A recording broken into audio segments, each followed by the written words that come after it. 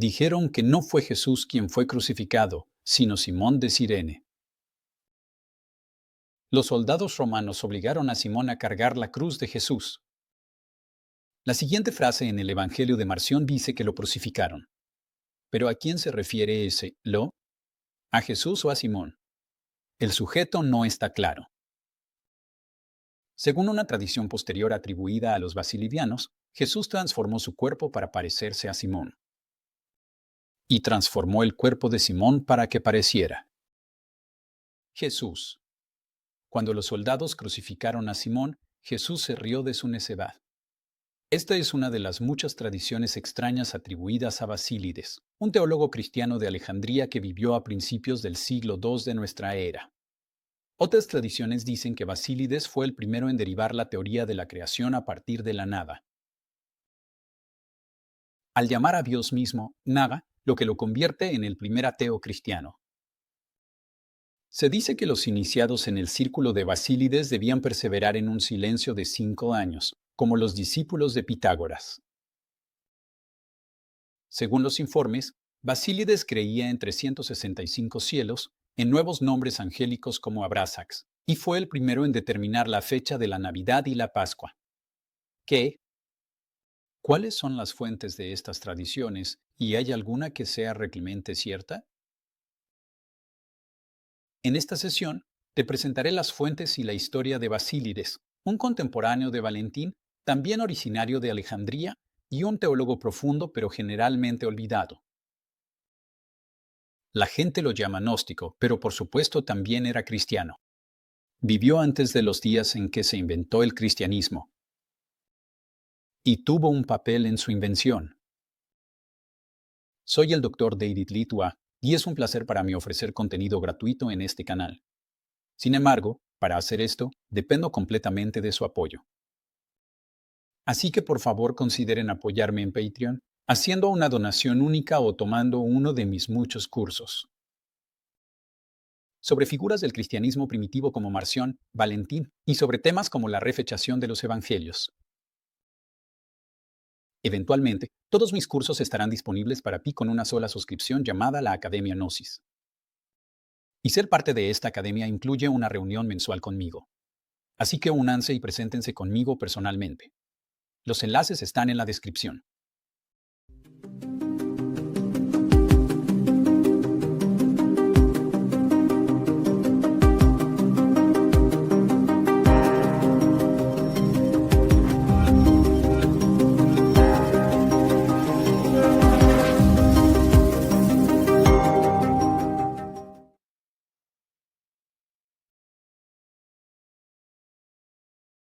Bentley Layton lo llama el primer filósofo cristiano y uno de los primeros expositores del Nuevo Testamento, una figura precursora cuya importancia fue combatida y eventualmente reprimida por la memoria ortodoxa. Jean Daniel Dubois lo nombra como el primer intelectual cristiano conocido en la historia de la Iglesia egipcia. De hecho, es el primer teólogo cristiano con nombre que vivió y enseñó en Alejandría, Egipto. Clemente de Alejandría lo ubicó en las épocas de los reinados de Adriano y Antonino Pío. Basílides fue, por lo tanto, contemporáneo de Valentín, Carpócrates, Policarpo y Papías.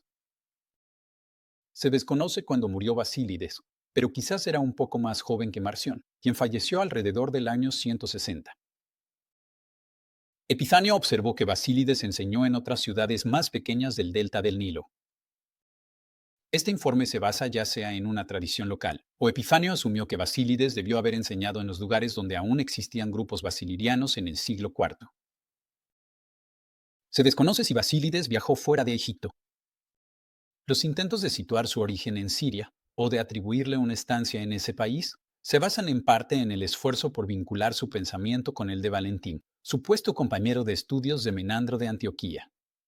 Esta conexión con Valentín, hecha por Ireneo, se basa en supuestos solapamientos intelectuales. Sin embargo, tales suposiciones no pueden mantenerse, ya que los desacuerdos de Basílides con Valentín también son numerosos y profundos. Según la evidencia que ha sobrevivido, por ejemplo, Basílides no desalentaba el matrimonio ni la apropiación, no afirmaba la existencia de una chispa divina en la humanidad, y no tenía una historia sobre la humanidad creada a imagen de Dios. De hecho, no tenemos fragmentos conservados en los que Basílides haya interpretado Génesis 1 a 6 en absoluto.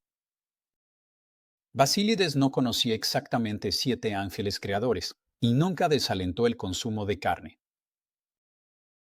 Todas estas son diferencias significativas. Por lo tanto, creo que es apresurado vincular a Basílides y Valentín en una especie de genealogía intelectual. Lo que sí sabemos es que Basílides fue un autor prolífico. Escribió una extensa obra en 24 libros llamada La Exegética o Interpretaciones. Parece que comentaba en parte una versión temprana del Evangelio según Lucas. Probablemente sea un informe falso que Basílides haya compuesto su propio Evangelio. Más tarde, los basilidianos dependieron de una obra atribuida a Matías. Curiosamente, se conservan citas de una obra llamada Tradiciones de Matías, pero no presentan una conexión evidente con las enseñanzas de Basílides. Basílides tuvo un hijo y discípulo llamado Isidoro. De hecho, Isidoro es el único discípulo de Basílides cuyo nombre se conoce. Isidoro escribió al menos 3 obras, la primera llamada El alma adherida, una obra llamada Ética y finalmente las interpretaciones del profeta Parjar. No tenemos idea de quién es Parjar, pero parece ser un profeta del Oriente. Basílides mencionó a otros profetas con nombres que suenan arameos, como Barcabas y Barkov. Cuando Clemente informa sobre las opiniones de los basilirianos, parece estar pensando principalmente en Isidoro. De hecho, tenemos más citas de Isidoro que de Basílides, su padre. Así que lo que a menudo se informa como el pensamiento de Basílides bien podría ser en realidad la opinión de Isidoro, o quizá de otro de los discípulos de Basílides. Existen 3 fuentes principales sobre el pensamiento de Basílides: el informe de Ireneo, el informe del autor anónimo de la refutación de todas las herejías, a quien llamo el refutador, y los fragmentos genuinos, en su mayoría citados por Clemente de Alejandría en su Estrómata. Estas fuentes entran en conflicto entre sí en muchos puntos. Probablemente vienen de diferentes figuras o libros que existieron en distintas épocas. Esto significa que no podemos simplemente mezclar estos materiales y sintetizarlos.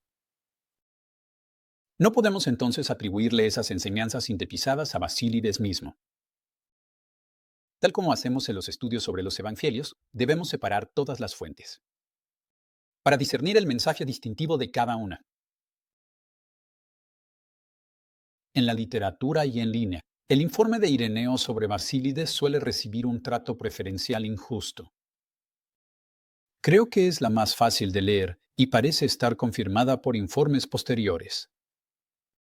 Pero, por supuesto, esos informes posteriores simplemente copian y reformulan a Ireneo, así que no son independientes. En todo caso, las opiniones de Ireneo sobre Basílides, o como la IA lo llama, Basilaids dominan no solo Wikipedia y YouTube, sino incluso diccionarios y enciclopedias publicadas. Esto es problemático, en mi opinión, porque parte de lo que dice Ireneo contradice los fragmentos auténticos de Basílides, y es posible que Ireneo se haya basado en fuentes escritas después de la muerte de Basílides. El informe del refutador no es muy conocido y, francamente, es muy complejo. Se encuentra en el libro 7 de la refutación de todas las herejías y está vinculado a una comparación interesante, pero en última instancia poco convincente, entre Basílides y Aristóteles. Según este informe, el mundo surgió de una semilla producida por un dios inexistente, y de esa semilla derivaron 3 filiaciones. El objetivo de la salvación es que estas filiaciones sean restauradas a la comunión con lo divino. Finalmente, tenemos los fragmentos genuinos de Basílides e Isidoro, citados por Clemente.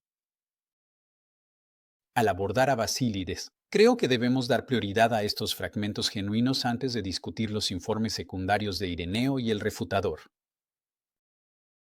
Así que este es mi procedimiento aquí en mis próximos cursos sobre Basílides, así como en mi libro. ¿Por qué deberíamos priorizar los fragmentos de Clemente? Bueno, la razón más obvia es que nos ofrecen las palabras reales de Basílides e Isidoro, en lugar de informes secundarios anónimos. Denti Layton ofrece algunas otras razones para priorizar a Clemente. Clemente, dice él, pertenece a la siguiente generación o dos después de Basílides. Escribe desde la misma ciudad de Basílides, Alejandría. Comparte con él la profesión de filosofía cristiana de la religión y es tolerante e interesado en las opiniones de su rival, además de mostrar una agradable inclinación por lo antiguo. En 1996, el erudito alemán Winrich Haller argumentó que había 19 fragmentos de Basílides en Isidoro. Los organizó en el orden en que Clemente los presentó en los Strómata. Luego, Leer añadió un fragmento de los extractos de Peodoto, dos fragmentos de Orígenes y un fragmento de los Hechos de Arquelao, atribuido a Hegemonio. Los fragmentos abordan una variedad de conceptos. Hay, por ejemplo, tres fragmentos que describen y definen la fe cristiana, tres fragmentos sobre la transmigración, tres fragmentos en una discusión sobre el martirio, un fragmento largo sobre la cosmogonía persa y un fragmento sobre la datación de la encarnación y crucifixión de Cristo. También hay fragmentos sobre el perdón, la sexualidad, la profecía, las pasiones, la ética y la ogdoada. Todos los fragmentos son interesantes por sí mismos, y hablo de ellos en mi curso y en mi libro sobre Basílides. La tentación abrumadora es leer los fragmentos a la luz de Ireneo y el refutador, pero este tipo de lecturas sintéticas suelen ser prematuras. Primero debemos dar prioridad a los fragmentos genuinos, las palabras reales de Basílides e Isidoro, y luego usarlas para verificar los informes heresiológicos posteriores. Ireneo y el refutador nunca pueden tener más peso que los fragmentos, ni pueden servir como marco interpretativo para ellos. En cambio, debemos esforzarnos por leer los fragmentos, formar una imagen del pensamiento basilidiano, y luego usar ese marco para leer a los cazadores de herejías. Al final de este ejercicio, entonces estaremos listos para una lectura sintética y crítica de las fuentes combinadas. Ahora bien, en esta sesión no puedo explicarles todos los fragmentos. Para eso, deben tomar mi curso sobre Basílides y leer mi libro. Pero puedo darles solo una probadita de un fragmento para abrirles el apetito. El fragmento 6 del libro 3 de las Estrómata de Clemente dice lo siguiente, cito, los seguidores de Basílides dicen que cuando los apóstoles preguntaron si era mejor no casarse, el Señor respondió, no pocos pueden aceptar esta enseñanza, porque hay eunucos de nacimiento y otros por necesidad. Ellos explican esta enseñanza de la siguiente manera, cito, algunos tienen una aversión natural hacia las mujeres desde el nacimiento, y al seguir su temperamento natural, con razón no se casan. Estos son los eunucos de nacimiento. Los eunucos por obligación son los ascetas teatrales que se controlan a sí mismos por el impulso contrario de la gloria. Aquellos que han sufrido la desgracia de la castración también se han convertido en eunucos por obligación. Se deduce que aquellos que son eunucos por obligación no lo son por una causa racional, pero aquellos que se han hecho eunucos por el bien del reino eterno, debido a las circunstancias que surgen del matrimonio, estas personas actúan con reflexión racional, dicen, ya que temen la falta de tiempo provocada por la necesidad de proveer lo necesario. Y con respecto a la frase, mejor casarse que arder, el apóstol quiere decir, no arrojes tu alma al fuego, resistiendo día y noche y temiendo que puedas perder el autocontrol. Porque cuando el alma se enfrenta a esta lucha, se ve privada de su esperanza.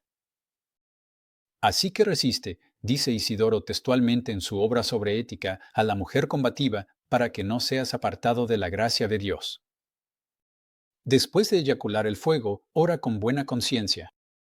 Cuando tu acción de gracia se convierte en súplica y al final no pides actuar correctamente, sino simplemente no caer, entonces cásate.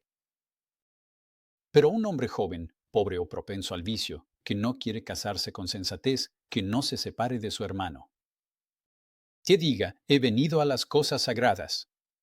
No puedo soportar nada.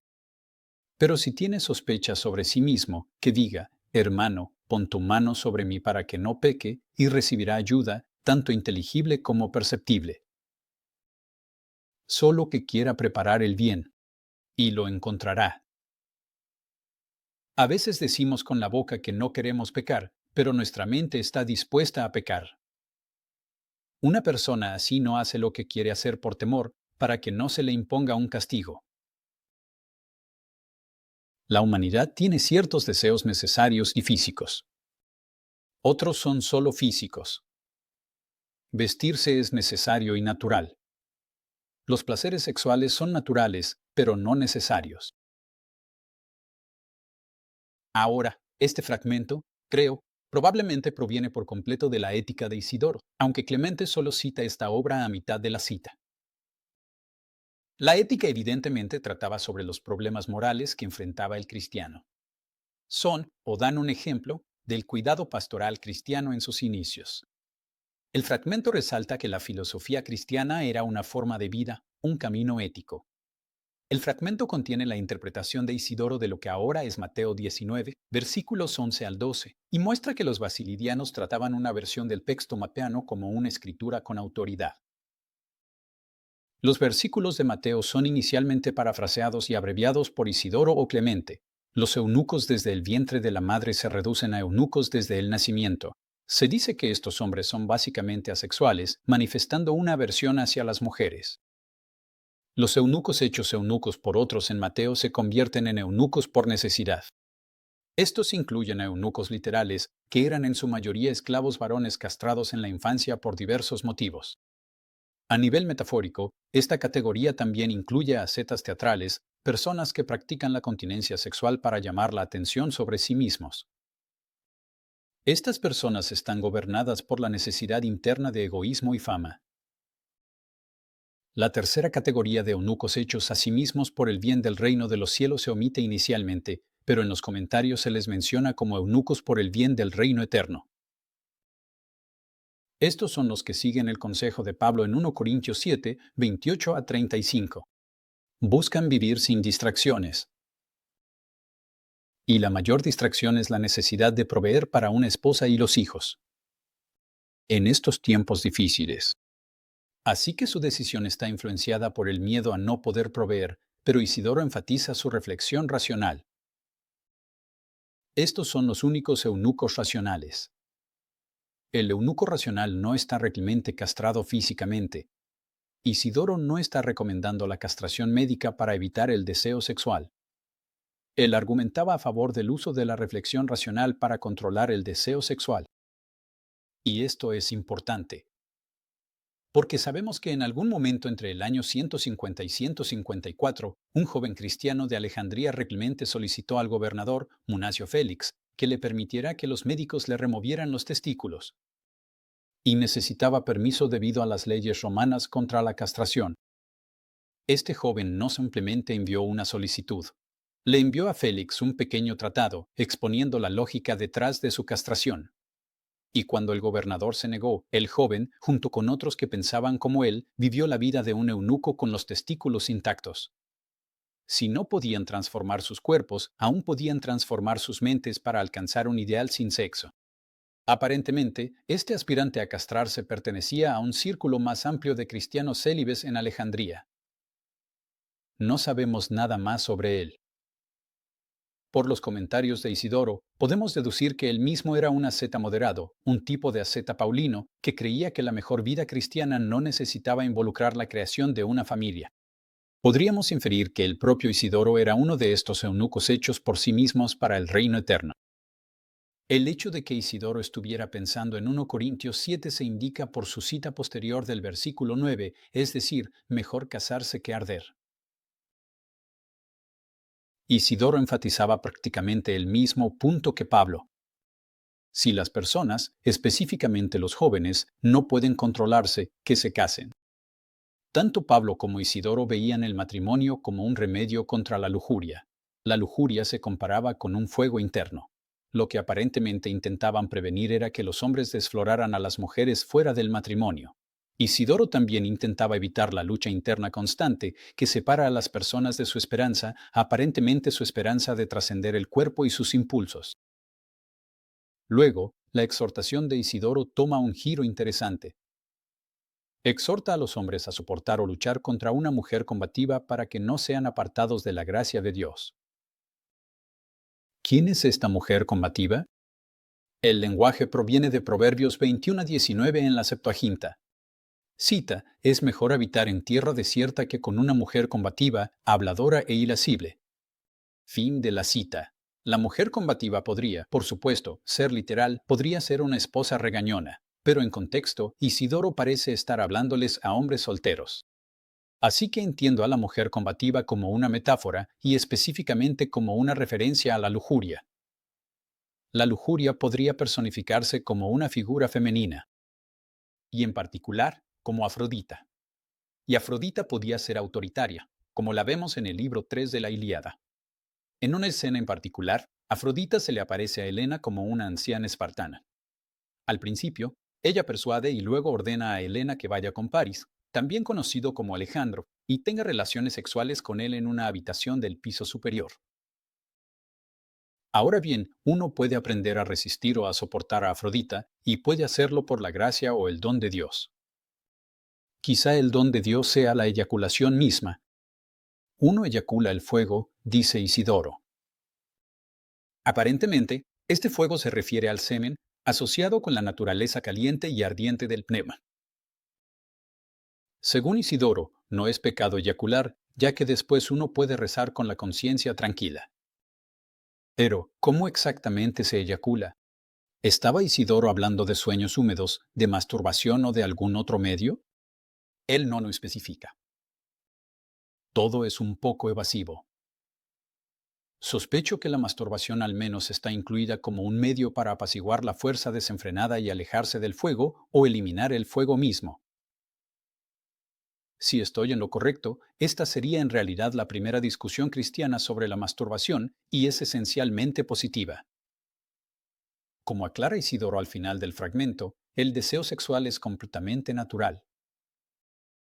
Quizá pensaba que Dios dio un don natural para agotar ese deseo, una especie de válvula de escape.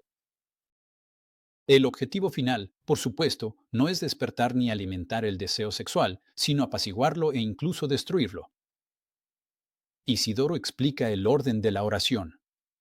Comienza con acción de gracias y luego procede a la petición. Lo que parece estar diciendo es que si uno se encuentra pidiéndole a Dios simplemente no caer en pecado sexual, entonces debería casarse. El propósito de la vida es hacer lo correcto. Si uno pasa la mayor parte del tiempo luchando contra la tentación sexual, entonces el matrimonio es una buena solución. No es la mejor forma de vida cristiana, pero es mejor que caer en pecado sexual y en una tentación constante. Luego Isidoro aborda las objeciones.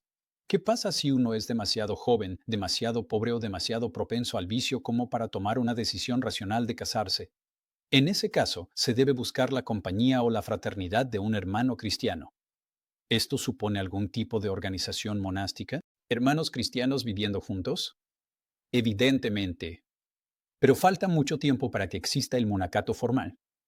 En cualquier caso, estos hermanos cristianos basilidianos se imaginan a sí mismos entrando en cosas sagradas, es decir, misterios o verdades sagradas, inteligibles y significativas.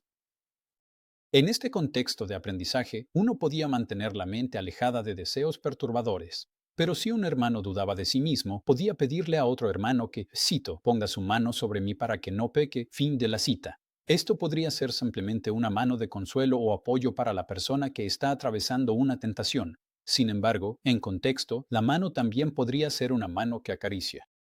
La ayuda que el hermano brinda es tanto inteligible como sensible, es decir, física. La ayuda física puede implicar la masturbación con la ayuda de otro.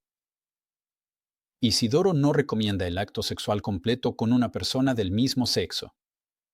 Simplemente aconseja que se le brinde ayuda a un hermano que lucha con la tentación sexual y el resto queda a interpretación. La intención de ambos hermanos debe ser preparar algo bueno. En contexto, algo bueno sería sanar del deseo lujurioso y regresar a una conciencia superior o a la conciencia que contempla cosas inteligibles más elevadas. El comentario final parece tratar con hermanos potencialmente hipócritas que confiesan su voluntad de no pecar, pero que, sin embargo, tienen una disposición mental hacia el pecado. A una persona así se le debe disuadir mediante el temor al castigo. Nuevamente, el objetivo final es llegar a un punto en el que uno no tenga deseo sexual. El deseo sexual es natural, pero no necesario. Epicuro había dividido los placeres en tres categorías: naturales y necesarios, naturales pero no necesarios, y ni naturales ni necesarios. Para Isidoro, al menos, usar ropa es tanto natural como necesario. Pero el sexo, aunque natural, no es necesario. El deseo sexual es increíblemente poderoso y está profundamente arraigado en nuestra biología. Sin embargo, uno puede vivir una vida plenamente humana sin sexo, y este es un objetivo razonable para un cristiano. Uno nunca debe excitar el deseo sexual innecesariamente, sino que debe aspirar a vivir sin él. Ahora bien, toda esta enseñanza de Isidoro puede que no sea la enseñanza basiliriana con la que estás familiarizado. Tal vez esperaban a unos libertinos desenfrenados en fiestas salvajes, pero como en la mayoría de las cosas relacionadas con la gnosis y el gnosticismo, hay una mezcla cuidadosamente equilibrada de libertad y rigor en este pasaje. El hecho de que la mayoría de las personas simplemente no estén familiarizadas con esto solo demuestra que las fuentes populares de información tipo IA sobre Basílides tienden a ignorar lo que realmente decían los basilirianos. He dedicado bastante tiempo a investigar para esta presentación, y si la han disfrutado, espero que consideren tomar mi curso sobre Basílides. A medida que empiece a desarrollarlo, el curso tendrá un precio muy bajo y ese precio irá aumentando gradualmente conforme el curso se vuelva más completo. Así que les animo a todos aquí a que aprovechen. Asegúrense de ver mis otros videos y tomar mis cursos sobre otras figuras, como Valentín, Marción y otros. Si les interesa aprender sobre el otro lado del cristianismo primitivo,